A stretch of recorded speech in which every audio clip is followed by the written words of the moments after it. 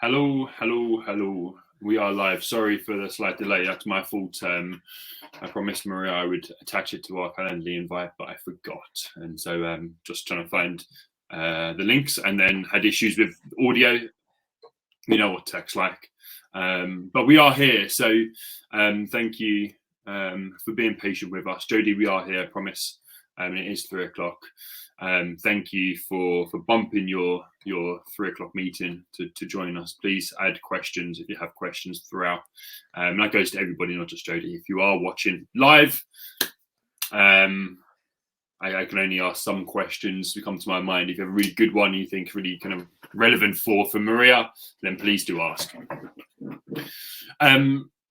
But let's get started because we're already a bit running behind. Welcome everybody to the next episode of the Wellbeing Chat. I love the title of this one, a conversation with the HR Leader of the Year, Maria Hawley. That is such a great title. I couldn't think of one better. But it should be really interesting. We're going to explore kind of why you are the HR Leader of the Year, explore what you're doing for Fisher German, and just kind of understand your management styles, really. And hopefully people will take away a load of information and utilize some of that into their workplace. I know there's a few people from your background, from your connections, which might be here, and so I'll give them a bit of an understanding about who I am. My name's Rich. I'm the Director of Employees Health.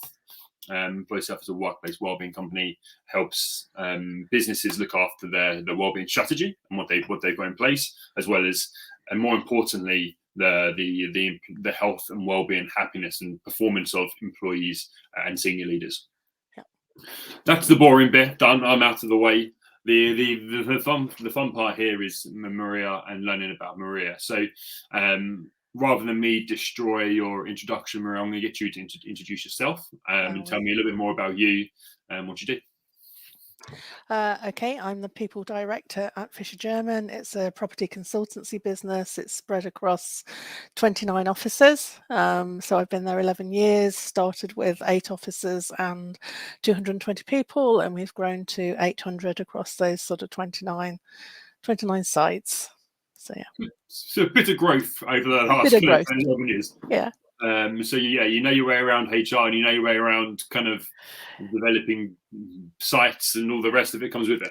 Yeah, I've got a certificate actually on my wall. They sent me, I can't remember when they sent it, but you know, I've done 20 years and I'm a fellow. So I've got a bit of experience in sort of HR. Yeah. Yeah, lovely. Yeah. And so, yeah, I mean, there's obviously quite a lot to unpack. And as I said, you won an award this year for HR Leader of the Year. So we will definitely explore that.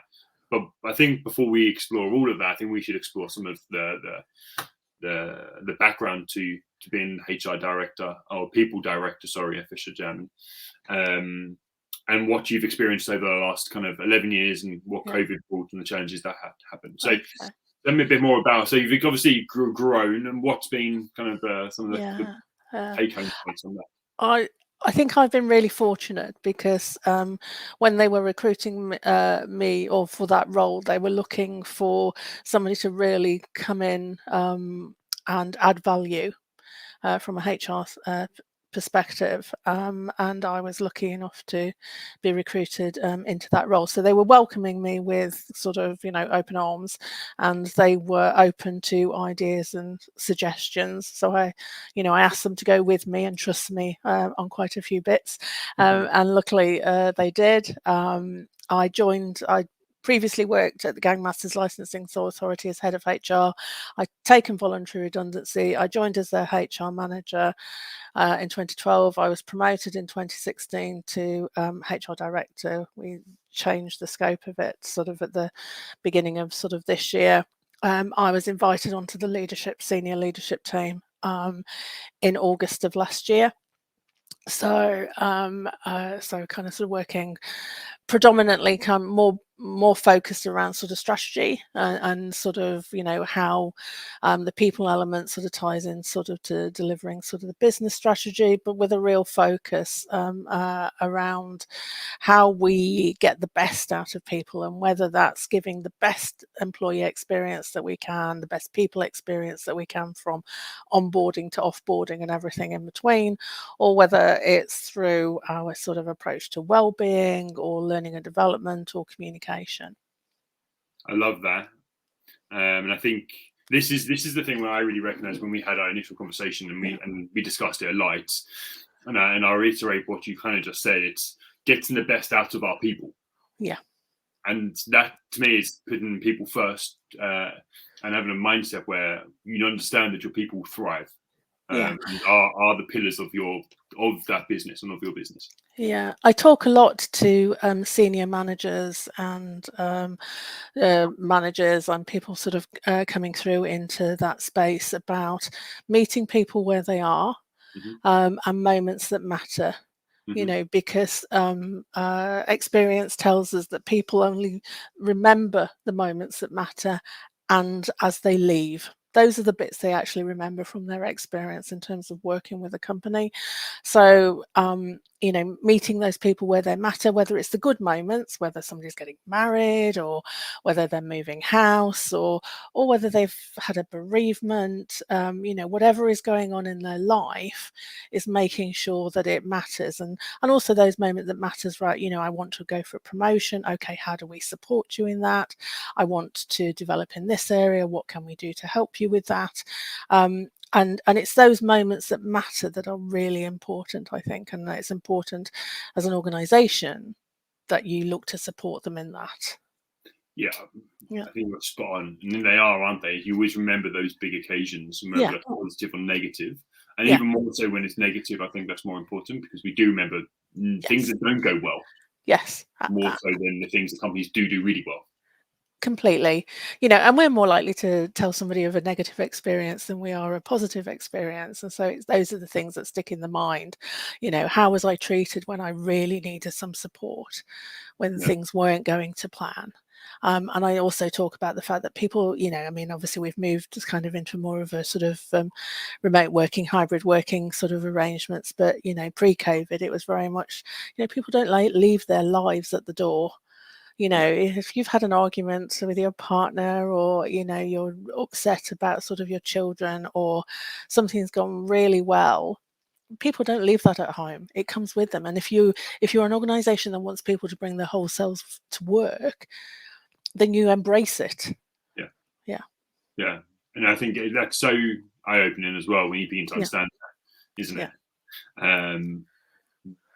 But then it's being able to manage it, and from an employee side, the person experiencing that, being able to also understand that a company will support you, but you also then have to work for that company as well, as best you can. It's like anything. It's a two-way process. You know, interviews are two-way process. Working is sort of two-way process if you're working sort of in tandem, sort of together. You know, and there are times, you know, when the business might need a bit of extra effort or additional effort. You know, you've got something to get over the line, you've got a tender to achieve, you've got work to deliver.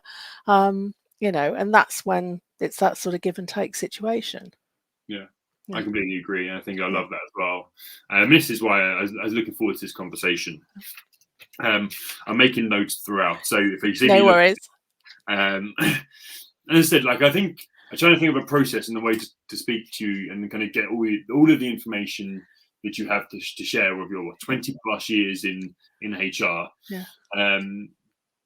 But let's look at the HR leader of the year, because I think once we can begin to understand what that includes, we don't really have to kind of go actually get to the end of it and go, oh, well, that makes sense. So let's look at it first. And pick and like understand how you became to win that award. And so tell me a bit more. Yeah, so I didn't know that I was up for that award. One of my team members wrote it and submitted it sort of in for me. So she rang me once the shortlist had been announced, and sort of said, "Oh, you've been shortlisted in this award," and we were also listed in sort of early careers as well. So I was over the moon. I'd been nominated shortlisted the year before as well for People Excellence Awards as well. Hmm. And it was, she didn't have much to go out. You only have 500 words, but she talked about, I think, my empathetic approach, my personal support to her. She'd gone through a particularly difficult time, and also how I'd strived to bring the connection back, that we'd had or lost in some element during sort of COVID, where we're all sort of sat at home and sort of feeling a bit sort of isolated. And also the fact that in that time, we'd also been through a complete restructure. We'd onboarded through an acquisition and a merger 200 people. We'd integrated them. We had developed a new framework for career development.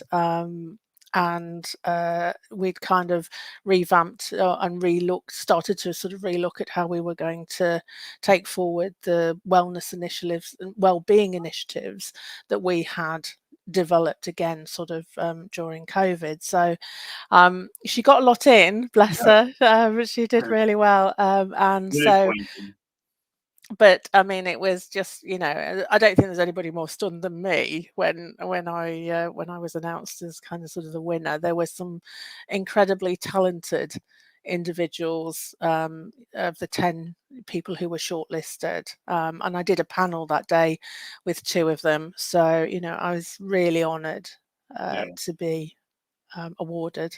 Yeah, that's wicked. Yeah. I'd love for you to go into a bit more detail. You said, I mean, I should have been making notes really, because you said so many different things. Yeah. There was a couple of pieces around obviously changing things due to COVID, Yeah. and moving forward with the flexi working, and so I'd love to hear your approach to that, as well as some of the Yeah. people experience and bringing people back together, and how you decided how you could and how you created that social wellbeing piece. Yeah, I think one of the things that obviously my view of COVID was both it accelerated some things and it slowed other things down. And one of the things that we found was it was that connectivity piece. Fisher German had always been really social. Mm-hmm. So we did lots of things together in lots of sort of the different offices. And so that was anything from sport to charity events to inter-office kind of summer cricket match to we have a big event where we get everybody together. We would have continuing professional development days throughout sort of the year. So there was lots of inter-office kind of sort of activity. And we thought, well, how are we going to kind of sort of try and replicate that? And we did the usual things. We did the, kind of sort of online cocktails and, whatever else. We sent everybody brownies, for Valentine's Day one year. We sent people hampers for sort of Christmas. But one of the other things that we did introduce was a thing called Business Blend. And we have an app that randomly pairs people across the business. So you might have, the managing partner is the equivalent of the CEO, might be paired with somebody who works on reception. Or someone lucky person might be paired with me. And the idea initially was, here's half an hour, get to know each other, talk about where you're going to go when when lockdown's lifted, where's your first sort of holiday, how are you coping, strategies for sort of coping. because we wanted to bring back that connectivity, and sort of and keep it going. Since then, we found it's kind of sort of moved more into what I would call sort of cross referral of work, client initiatives, that sort of type of thing, and it's worked really well. In addition, we introduced we started off with a monthly town hall from our sort of managing partner. He would talk about sort of the state of nation, where we were, how things were going, etc. We've taken them down to sort of once every couple of months, and he now has a guest speaker on there as well. So, and you get to sort of, again, ask questions, what you want to know. In addition, we have SAGE groups, so they're a sort of really kind of sort of safeguarding and looking after, but we've got one in each office, and the idea is that they can be at any level, but the idea is that we come together once every sort of couple of months, and just to get a feel for what's morale like in the office. How's it going? What can we do to help? How can we ensure consistency of people experience? Because if you're in an office of 10, it can be very different to being in an office of 175, and so it's making sure that sort of consistency and nobody sort of feels left out, or it's not just the centre that kind of gets everything and then sort of communicates out. And then we alternate those meetings. The next month we'll meet with our mental health first aiders, and again, that's sort of less about sort of what's morale like in the office, but more of sort of the temperature gauge, not of breaking any confidentiality, but are they seeing a trend in any issues? Is there anything that we need to be looking and addressing? Where do we need to be directing our focus? What initiatives have we got coming up that they can sort of promote? So I think that's kind of sort of really important. And also we provide support for them. So if they've got people sort of coming to them, we can sort of talk about how we can support them.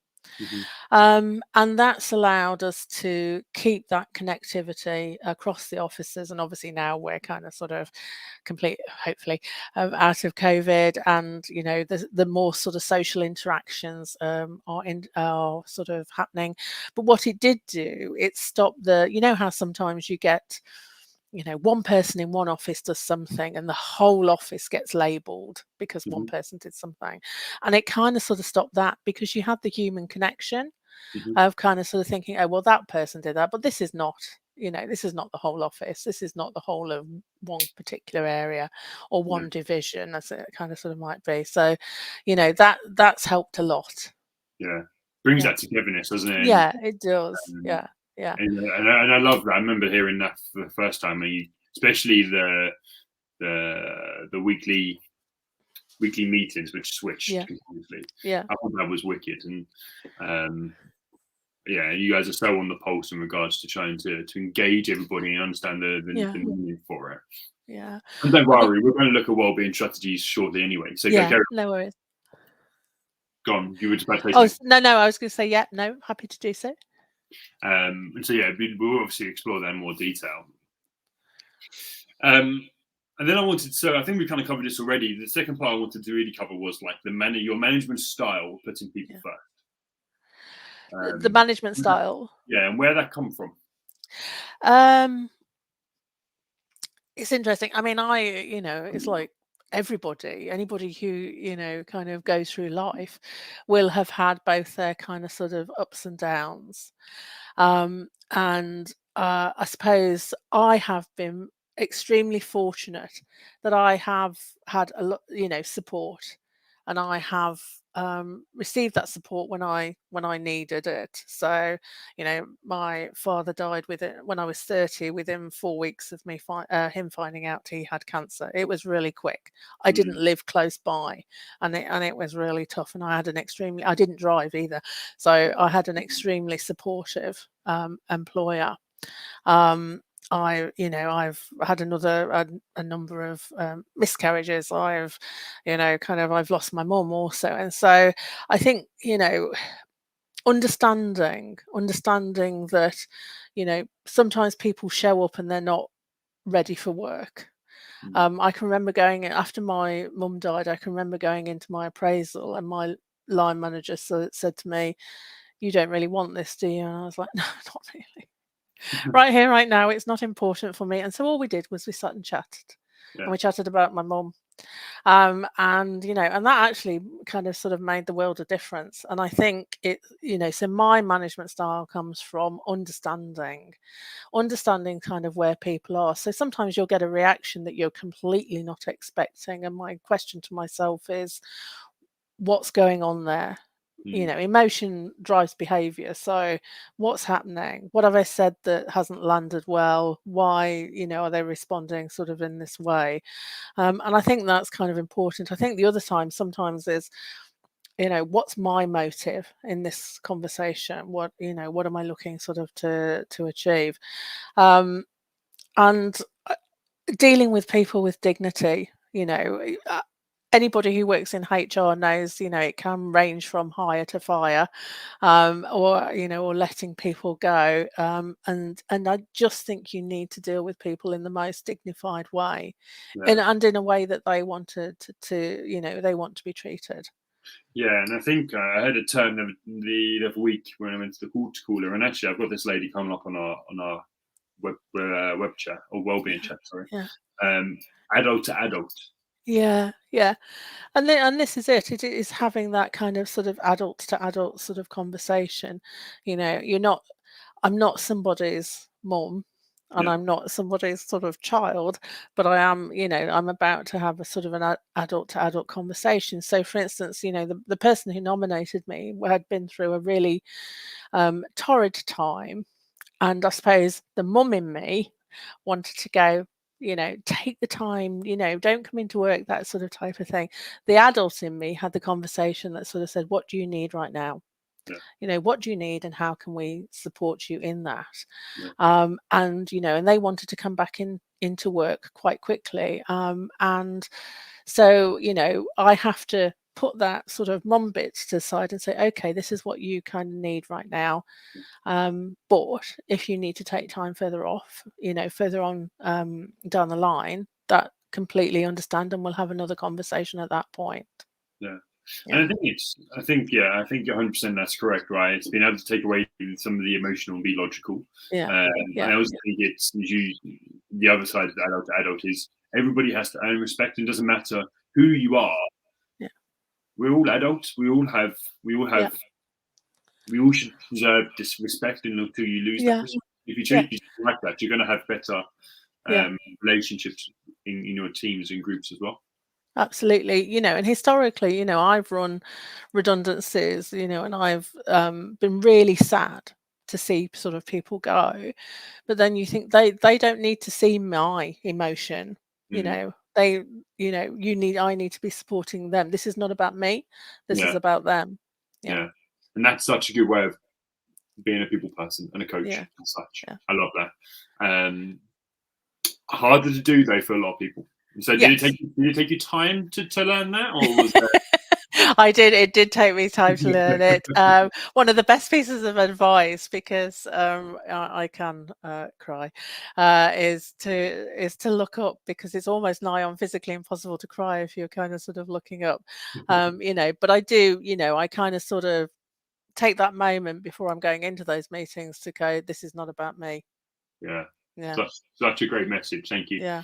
And yeah, Jodie, I completely agree with you. I think every company sounds like they need a Maria just to be like. Can you see these messages, by the way, Maria? No, I can't actually. No, they're on the right hand side of this thing. If they're there, but I will let you know if they come up. Okay. Thank you for sharing all that so far. I know where we are in the time, and I obviously don't want to hold you up forever and ever. But obviously, coming from a wellbeing background, the title of this kind of chat or podcast is the Wellbeing Chat. So it'd be really interesting to know. We've obviously heard about the social wellbeing or social stuff you do and how you bring people together. Be really interesting to look at kind of your wellbeing strategy and how that's progressed. So be interesting to look at sort of the stuff you were doing maybe pre-COVID, and Right. what you've done in the past, then kind Yeah. of explore where you are now. And I know there's some changes coming and you're looking at your wellbeing strategy, Yeah. and then what you've got planned for the future if you've got that kind of pictured out already. And so Yeah. yeah, I'd love to hear your kind of your Okay. journeys so far. Okay, and it has been a journey. So if I take you right back to sort of the beginning, everybody was very welcoming and sort of, as I say, welcoming sort of into sort of HR, but they were very stoic. Every other people's kind of well-being is their issue. It's not the business's issue, type sort of thing. Anyway, so I did a lot of education around this and got to the point where I built really fantastic relationships with some senior people, and I persuaded them to do a really open piece, so individual, and we did it over a week. So we had somebody, a senior partner talking about the depression and anxiety that they had experienced. We've got somebody talking about being in an abusive relationship. We've got a couple, I can't remember the exact sort of, or the sort of people, what they sort of had talked about. One had talked about loss and bereavement and the impact of sort of that. And because people could see senior people starting to open up about it, we then introduced our employee assistance program on the back of it, and we introduced our mental health first aiders in it, which I'm absolutely sort of delighted that we did sort of in our kind of, we must have done that about 2017, and then we were kind of sort of running quite well. So doing that, so you were doing that before COVID. Before COVID, so we were doing Wow. that sort of before COVID, and one of my proudest moments it was when we were in COVID and we were meeting as a board, was actually hearing senior people talk about their concern for the welfare of their people. And and then those are the moments where you think, I wish I could stream this meeting out to the rest of the business, because they're absolutely on it in terms of looking, checking, making sure everybody's okay. What can we do? What can we do as individually? What can we do as a business? And it was utterly brilliant, actually, to be in those meetings, to know that well-being was well and truly kind of sort of embedded. I think what I've said to you, Richard, is our challenge is getting our chaps to kind of sort of come and attend, shall we sort of say, events that we will kind of put on, and perhaps get involved. Although one of the things that we did this year was that 5 of our, it was chaired by our internal comms specialist, who's male, and then we had 5 senior males, including our managing partner, talking about a range of issues from a male perspective, and they did it on video, so you could watch it at any time. You didn't kind of sort of have to attend, and that again went down a real storm, sort of talking about how people, the difficulties, shall we sort of say. I mean, we all know the stats in terms of kind of sort of male suicide and sort of not owning up, etc. And it was really important, I think, that for people to see senior people, particularly males, talking about the challenges of well-being, both physical and mental. Yeah. Yeah. Yeah, no, we did discuss that, and it is a challenge I think a lot of companies are facing. Yeah. But seeing leaders and others around you and peers open up, I think really opens it up. Yeah. And it becomes acceptable. But it sounds like you guys were doing that from the start and had a culture of openness. It's like anything, you kind of, it's a constant journey. It's never ending, and there's always, I think, sometimes showing a bit of vulnerability is quite scary. That you wonder if somebody's going to think less of you, or is going to impact my career, or what's sort of going to happen. But I think the more that we do it, and the more that we understand, what, we're human, we're fragile, we're imperfect, we're not going to get it right every time, and I talk a lot about this. I did a talk last week, and nobody turns up as perfect. It happens by iteration. We make mistakes, we learn from those mistakes, we kind of sort of move, and it's the same sometimes, kind of with our journeys on sort of well-being. We're not perfectly formed human beings, and sometimes life gets in the way. Yeah, and I think if you're striving for perfect the whole time, you're always going to fall short because there's always room for improvement. Absolutely. Yeah. And I think whenever I think about kind of male role models in regards to talking out, I always think about my dad. And the reason why I feel like I'm quite good at doing that. I mean, I'm still a young man, and so some bits I'm not telling people that, but I'm relatively open in comparison to others. Is the fact that my dad would always talk about his hardships and things he's had to overcome, and he was always just so honest about it, and he didn't phase.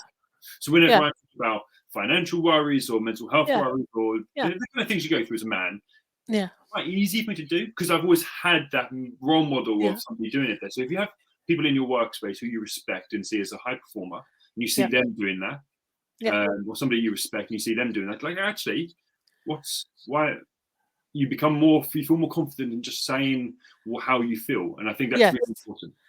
Yeah, I was watching a video of Steve Bartlett, and he was sort of saying that in his business, I think they have a counsellor, and you have to opt out of well-being if so everybody kind of is included, and then that sort of creates the culture that's the norm. We're all going to we're all involved in this, we're all talking about it, and it's really important to look after your well-being, whether it's as I say, whether it's physical, emotional, and we've I've talked to you, haven't I, about so it's mental health and health well-being, it's physical for us, and it's also kind of sort of financial. Those are our pillars. You obviously follow the kind of 4 key pillars, and I know you're doing different bits for different things, and we could probably spend another kind of 45 minutes looking at every single thing you're doing, because you're doing quite a bit. But you're obviously, I know at the present, what's going on right now? How does your wellbeing strategy look? I think we were about to start, and we've had a bit of a hiccup with sort of refocusing some on other work, so we're back on it now.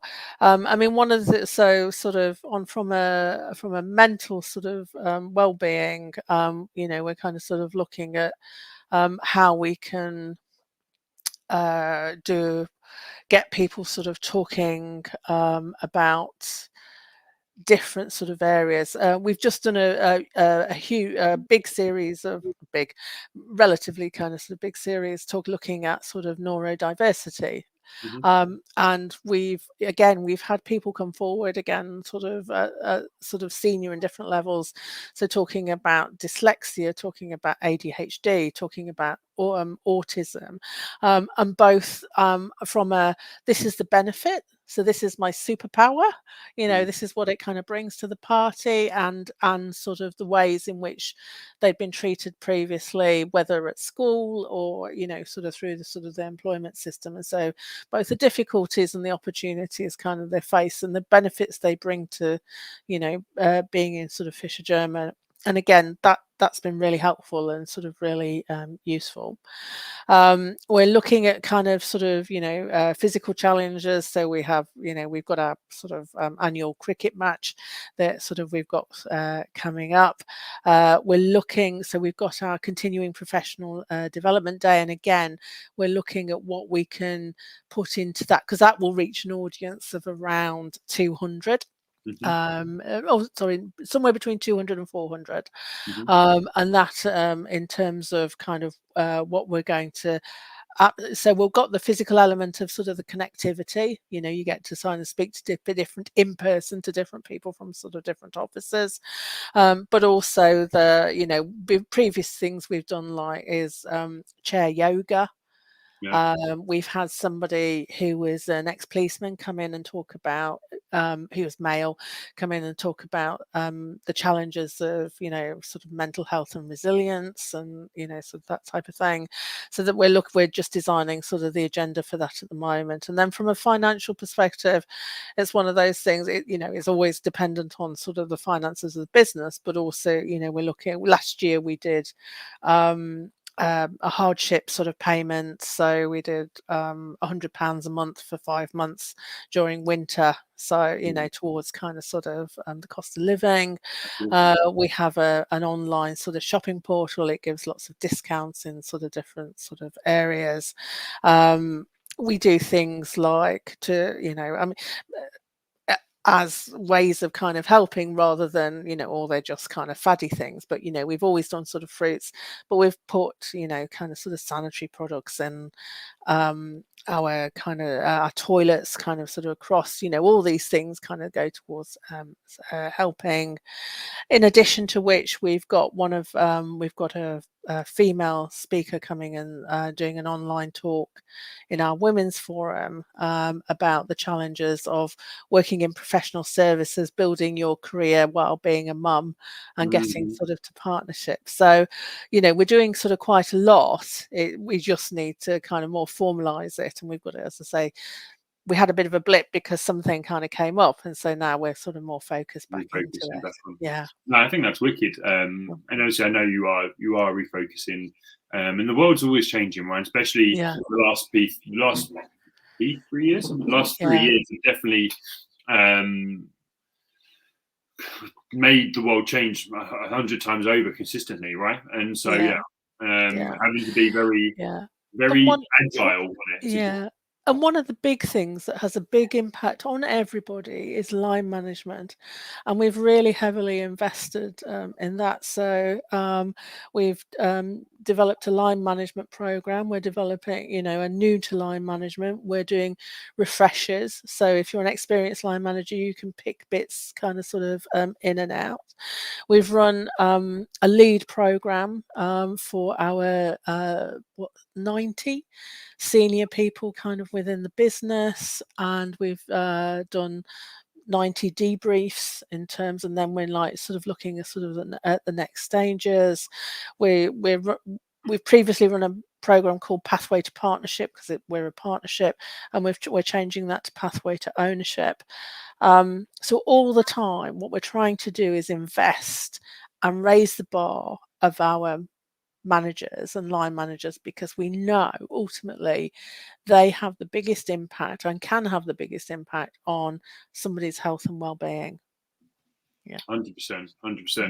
I always love the saying of people don't leave organizations, they leave managers. They do.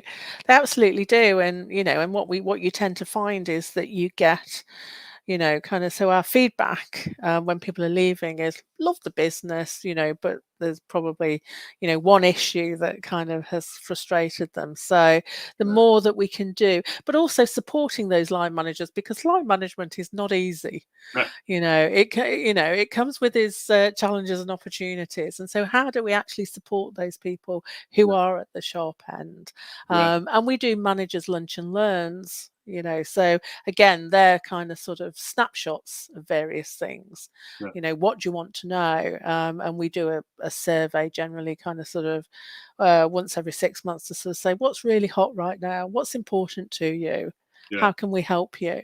I love that, and I think the senior leader and the support that people have and senior leaders have is really important. I think I'm speaking to a lot of clients at the moment who understand, especially in large organizations like yourself or even larger, that there is board level expectation. So there's expectations from above, there's expectations from people below, and the work and expectations from them, and then they're just being squeezed.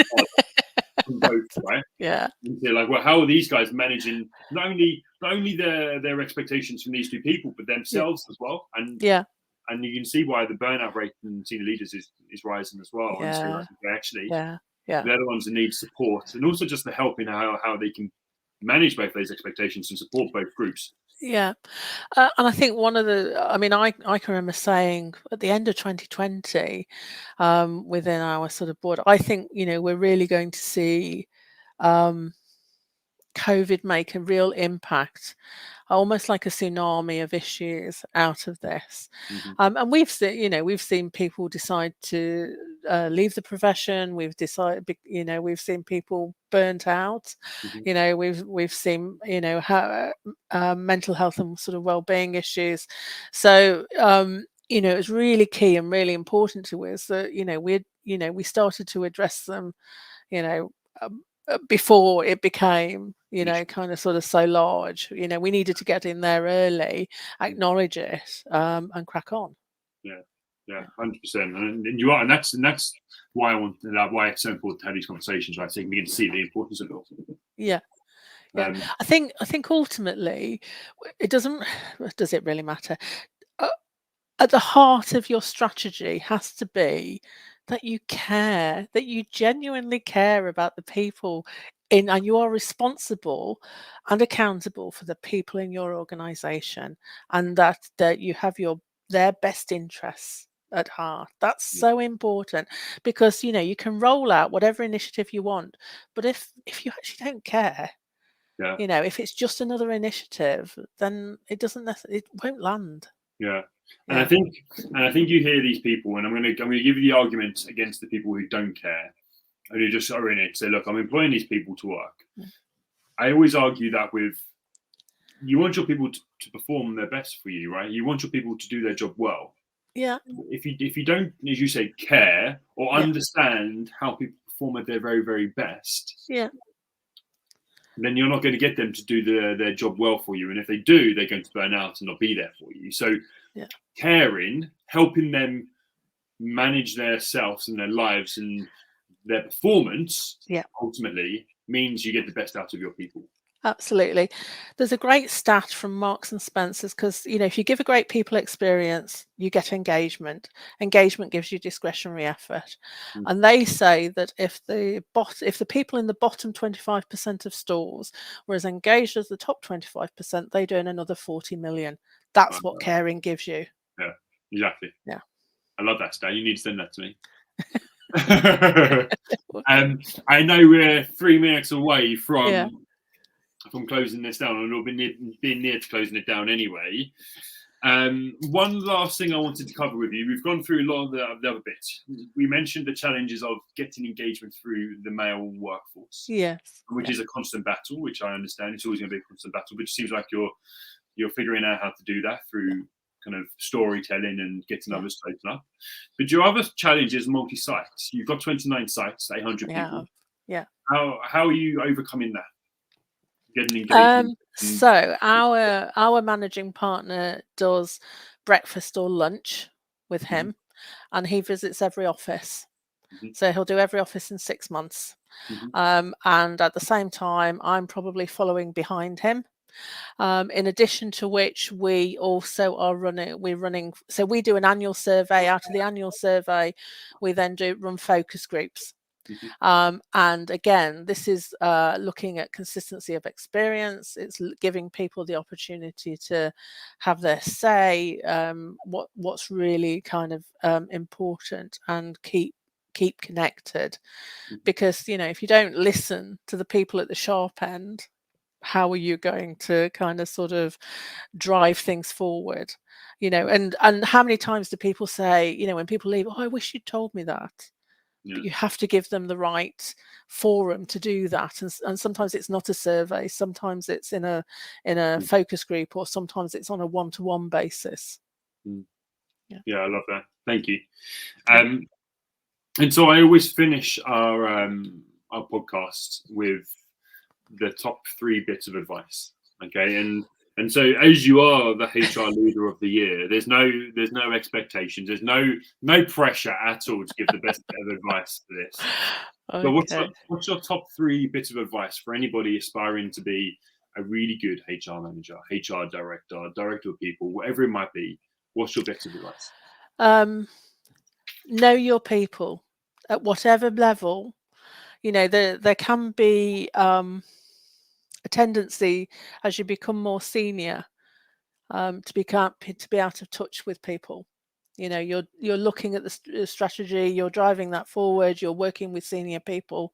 Know everybody, Even, you know, we've gone from 200 to 800.